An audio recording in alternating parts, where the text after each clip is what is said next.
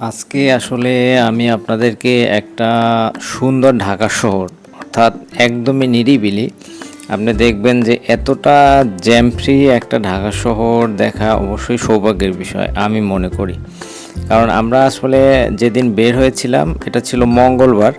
আর আমরা অনেকেই জানি যে ধানমন্ডির এই সাইড অর্থাৎ নিউ মার্কেট, এলিফ্যান্ট রোড এবং আপনার এই কারওয়ান বাজারের এই টোটাল সাইডটাই আসলে মঙ্গলবারে বন্ধ থাকে। তো বন্ধ থাকার কারণে আসলে একদমই জ্যাম মুক্ত ছিল আমাদের এই জার্নিটা। তো আমার এই জার্নিতে আপনাদের সবাইকে স্বাগত। আর আপনারা দেখতে পাবেন এই ঢাকা শহরের একটা জ্যাম মুক্ত ঢাকা শহর। সত্য কথা বলতে শুধু অটোরিকশা আছে, কিন্তু এছাড়া আসলে ওরকম কোনো খুব একটা জ্যাম ছিল না। তো আমার আসলে খুবই ভালো লেগেছে এই এত সুন্দর একটা শহরে ঘুরে আজকে, কারণ ম্যাক্সিমাম টাইমই প্রতিটা সিগনালে আমাকে 1 ঘন্টা 1.5 ঘন্টাও বসে থাকতে হয় অনেক সময়। আবার অনেক সময় আছে যে এখন অবশ্য কিছুটা সহজ হয়েছে এআই কন্ট্রোলের কারণে আমি দেখেছি যে একটু অনেকটা আগের চেয়ে ইজি হয়েছে। আর এখন বোঝা যাচ্ছে যে এত মিনিট পরে আপনার সিগন্যালটা ছেড়ে দিবে, এটাও একটা ভালো দিক আমার কাছে মনে হয়েছে। আর আমরা আসলে আজকে টোটাল বলতে যতটুকু সম্ভব আমি আসলে আপনাদের ঘুরিয়ে ঘুরিয়ে দেখানোর চেষ্টা করব। ঢাকা ভার্সিটির সাইড থেকেই আমরা যাব। তো ঢাকা ভার্সিটির টিএসসি এই সাইডগুলো থেকেই আসলে ঘুরে ঘুরে আমরা আসলে ঢাকা শহরটা একটু দেখব। আপনারা আমার সাথেই থাকবেন। আর আমার চ্যানেলে যদি নতুন হন অবশ্যই আমার চ্যানেলটা সাবস্ক্রাইব করে রাখবেন, যাতে আমি পরবর্তীতে কোনো ভিডিও দিলে সেটা আপনারা দেখতে পান। আসলে শুধু শুধু চলতে চলতে কিছু কথা বা কিছু আলোচনা আমার মনে হয় দরকারের কারণ হলো আপনি শুধু শুধু তো আসলে এতটা লং টাইম আসলে পার করা অনেকটা কঠিন হয়ে যায়। তাই আমরা আসলে কিছু বিষয়ে আসলে জানবো। একটা বিষয়ে আমরা কখনো কি ভেবে দেখেছি যে আজকে আমাদের যে সময়টা চলে যাবে সেই সময়টা কিন্তু আসলে আমাদের জীবনে আর কখনো ফিরে আসবে না। তাই আপনি যদি আপনার সময়কে সঠিকভাবে ব্যবহার করতে না পারেন তাহলে কিন্তু আপনি আপনার জীবন থেকে অনেকটা পিছিয়ে যাবেন। তো এজন্য আমি মনে করি প্রতিটা মানুষ তার প্রত্যেকটা সময় অর্থাৎ প্রতিটা সেকেন্ডকে কাউন্ট করা উচিত এবং প্রতিটা সেকেন্ডকেই আপনি আপনার মূল্যায়নের সর্বোচ্চ চূড়ায় রাখতে হবে। তাহলেই দেখবেন আপনি দিন শেষে আপনার জীবনে একটা ভালো সফলতা চলে আসবে আমি মনে করি। এরপর অনেক সময় আমরা কি করি, অনেক বিষয় আছে যে মানে সময়ের যতটুকু সময় আমাদের একটা কাজ সম্পন্ন করা যায় আমরা অনেক সময় তার চেয়ে অনেক বেশি সময় লাগিয়ে ফেলি। তো এই যে অনেকটা লং টাইম আমরা সময় মানে অপচয় করি, এক কথায় আমরা সময়ের অপচয় করি। তো আমরা আসলে সময়ের অপচয় একদমই করব না, কারণ আমাদের জীবন আসলে ছোট্ট একটা জীবন। আর এই ছোট্ট জীবনে আমাদেরকে অনেক কিছু কিন্তু করতে হবে। তাই সময়কে অবশ্যই সর্বোচ্চ আমরা গুরুত্ব দেব এবং সবসময় আমরা চেষ্টা করব। আর একটা বিষয় আপনারা জানেন, যেমন সময় আর স্রোত কিন্তু একই রকম। অর্থাৎ সময় যেমন আপনার জন্য থেমে থাকবে না, স্রোতও কিন্তু সেরকমই আপনার জন্য থেমে থাকবে না। তাই আমাদের সবসময় আমাদের সময়কে সর্বোচ্চ গুরুত্ব দিতে হবে, এটাই হলো মেইন বিষয়। আমরা কিন্তু প্রায় সময়ই একটা কাজ করি, সেই কাজটা হলো আমরা মনে করি যে আমাদের আজকের কাজটা আজকে না, আমরা কালকে করব।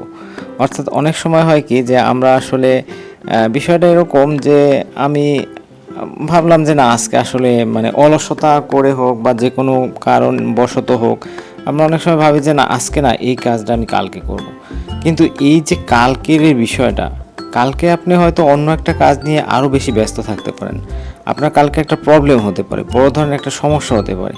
তো সেজন্য আমরা আসলে আজকের কাজটা কালকে কেন রাখবো, সেটা তো আসলে সবচেয়ে বড় বিষয়।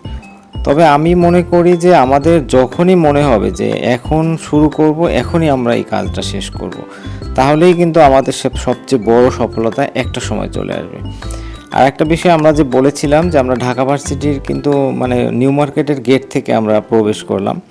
এই টোটাল সাইডটাই ঢাকা ভার্সিটির এরিয়া। তো আমরা আসলে ভিতরের যে একটা ন্যাচারাল পরিবেশ অর্থাৎ একটা সুন্দর মনোরম পরিবেশ যেখানে সবুজ শ্যামলে ঘেরা, সেই জায়গার মধ্য থেকেই কিন্তু আমরা আসলে টিএসসির দিকে যাচ্ছি।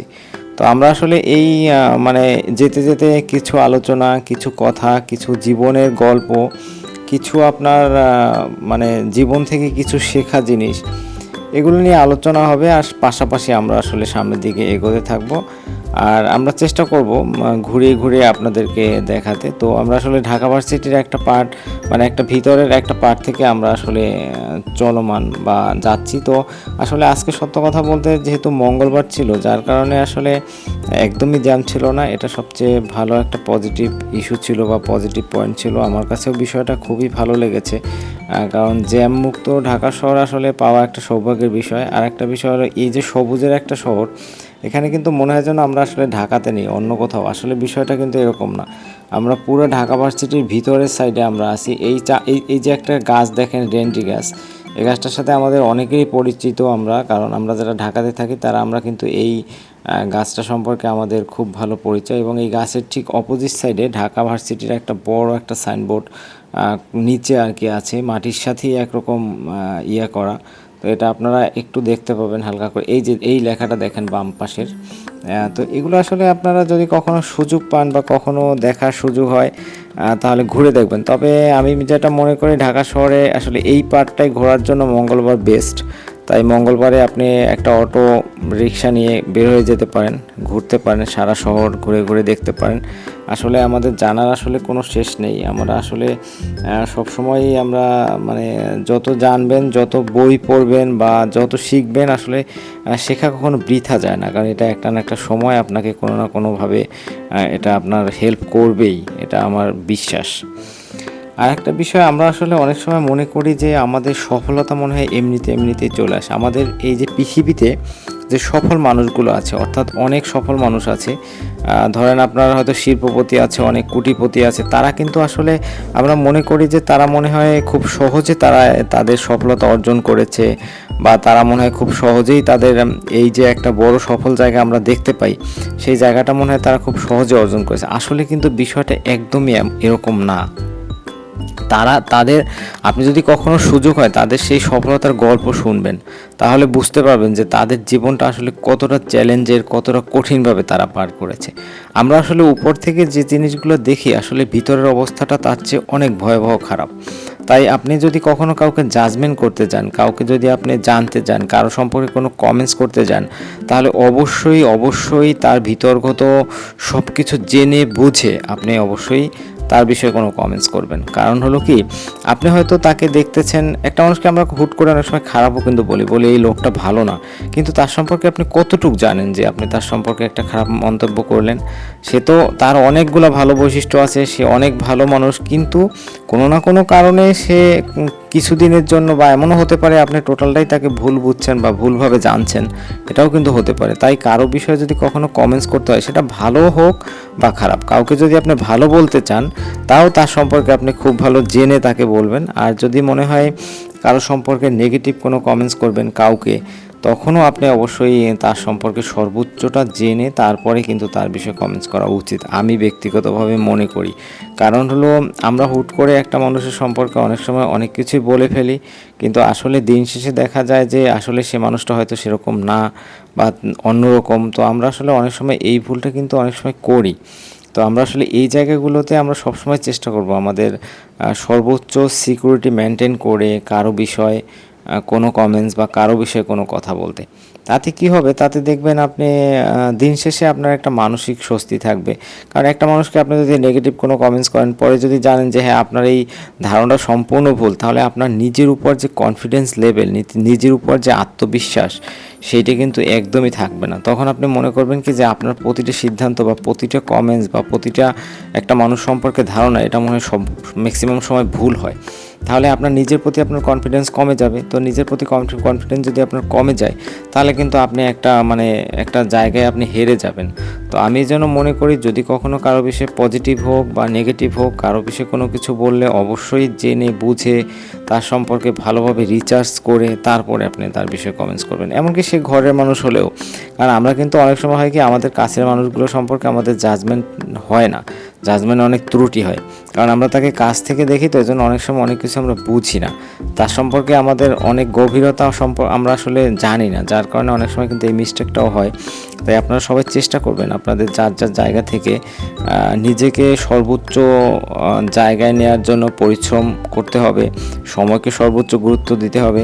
কারো বিষয়ে কোনো কমেন্টস করতে হলে অবশ্যই চিন্তা ভাবনা করে বুঝে শুনে করতে হবে, কারণ আপনি কিন্তু একটা বিষয়ে সবচেয়ে বড় যে বিষয়টা সেটা হলো আপনার নিজের কনফিডেন্স বাড়ানোর জন্যও কিন্তু এটা প্রয়োজন।